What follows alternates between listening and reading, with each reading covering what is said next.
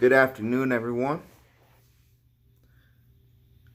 I wish that you have had as productive and healing and confident morning as I have. One important piece to realize about life is that life is going to unfold in its own time. So with that idea in mind, it's extremely important that we take action towards becoming our ideal self, and at the same time, being patient with the results. It's important that we follow our hearts and follow what our intuition is guiding us toward without the need for the result to come immediately, and understanding that the desired result will come in due time. It's also important that we make decisions that show that we respect ourselves. And those type of decisions include gratitude, which I've hit on plenty of times, so I'm not going to hit too deeply right now. However, we know the value of gratitude. We know the Bible verse that says, "He who has will be given even more, and he who does not have will have even less." And again, that key word that's missing there is gratitude. He who has gratitude will be given even more to be thankful for, and he who does not have gratitude will be given even less, because you don't appreciate what you have. So how can you be given more if you don't appreciate what you have? Well, one thing I'd like to share and touch on just briefly is a little overview of budget, as I was listening to some Eric Thomas that I also had my students listening to.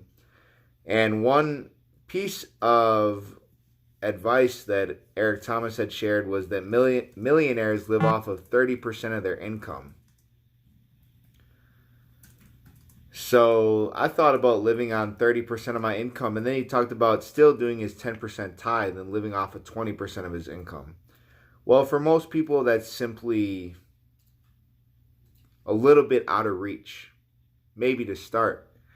However, when it comes to our budget, a place that I do believe that we are extremely capable of starting is having 10% of our money go directly into a savings account. And the reason being is because our lives are like a business. Our life is you incorporated. You are a business.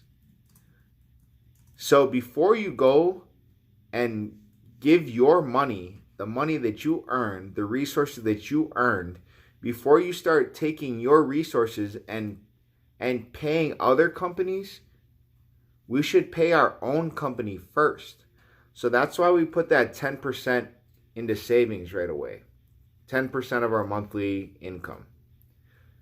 Then the next 10% goes towards tithing, as Eric Thomas related to. And that's any type of charity work. So for me, if that's buying kids a meal, if that's hooking a kid up with a new pair of clothes, if that's paying something towards a kid's graduation, if that's the multitude of ways that I choose to give back to the community, buying a meal for a homeless individual standing on the corner, whatever, 10% of our income should be going there. And if what we give is what we receive, and we receive tenfold of what we gave, that means, let's say we have an average income of $3,000 a month, we give away $300 a month. That means in return, will be in return the value of $3,000, which is a lot, right? So don't be afraid to plant goodness. Don't be afraid to plant charity. Planting generosity. Okay, this world is not scarce. This is an abundant world. It's an infinite world. It can produce anything and everything. So give. So 10% to savings, 10% to charity. I know that ideally rent should be kind of maxing out around 25%. Isn't an ideal situation.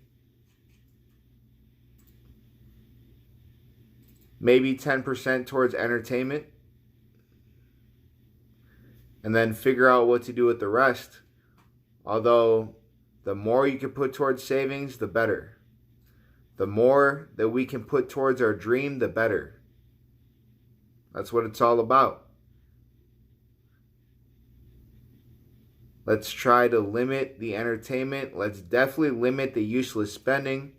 Limit the name brand spending. You can do all those things when you're wealthy. Something else that I really appreciate that Eric shared was that wealthy people don't work, they think. That's why you have the working class, because they work. So he shared that this country is so great because it was made on unpaid labor. Of course, the amount of free labor that was produced by slavery is unthinkable and cruel and wrong. However, that is how this country was founded. And that's why wealthy individuals, or the owners, don't want to pay employees too much, because back in the day it was free. So now they want to pay as little as possible. And you're part of the working class. Now, when it comes to owning a company, that person also has all the risk. So they do deserve most of the reward. However, of course, the disparity that we have right now between the wealthy and the working class and poverty is unfair, unjust, inhumane.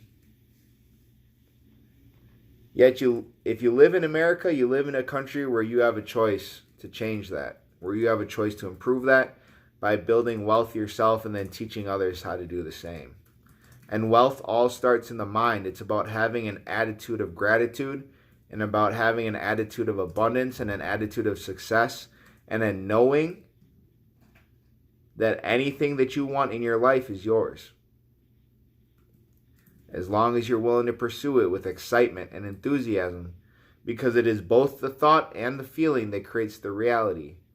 As it is both the beef and the bun that builds the hamburger, we need both the thought and the feeling to create our desired outcome.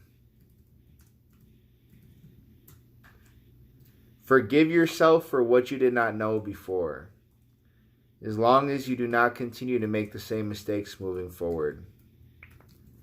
When your cup is full, stop pouring. Once you've gotten bored watching TV, stop watching it. Once you're full, stop eating.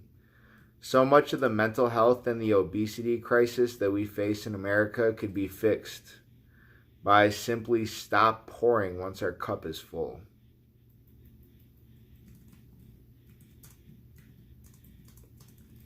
Give to your fullest capacity.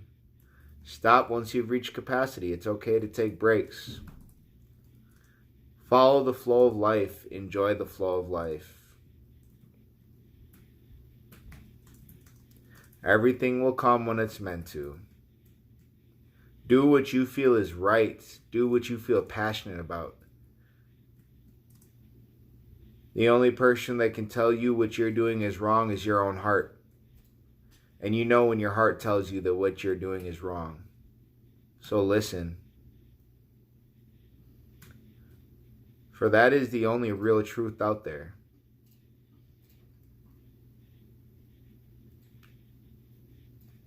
I know many people are mentally fatigued right now by society, and I truly believe that that can be healed by simply adding a strong morning routine to your day. I've shared this before, however, I broke it down even more efficiently to how it can be in an hour. So wake up First 12 minutes of the day are gratitude, thinking of everything that we're thankful for. The next 12 minutes are visualization, laying down and thinking about everything that we're excited that is to manifest in our life. Next 12 minutes is reading a positive self-development book. Next 12 minutes is listening to a positive self-development audio. And then the last 12 minutes is getting a nice little stretch in. After that, write down your goals and get on your day. I firmly believe that doing those 5 activities for 12 minutes, taking a quick minute, 2 minutes to write down your goals and get on your day, you're going to be straight. Try it. Leave a comment. Let me know what you think. So I appreciate your time. I wish you all to be blessed. I wish everyone to have an optimistic, positive, excited life and attitude. Your attitude controls your altitude. Your attitude controls how high you'll go. Stay peaceful, stay loved, stay joyful, stay optimistic. I love y'all always, because the light in me always recognizes the light in you. Stay up. Much love. Peace.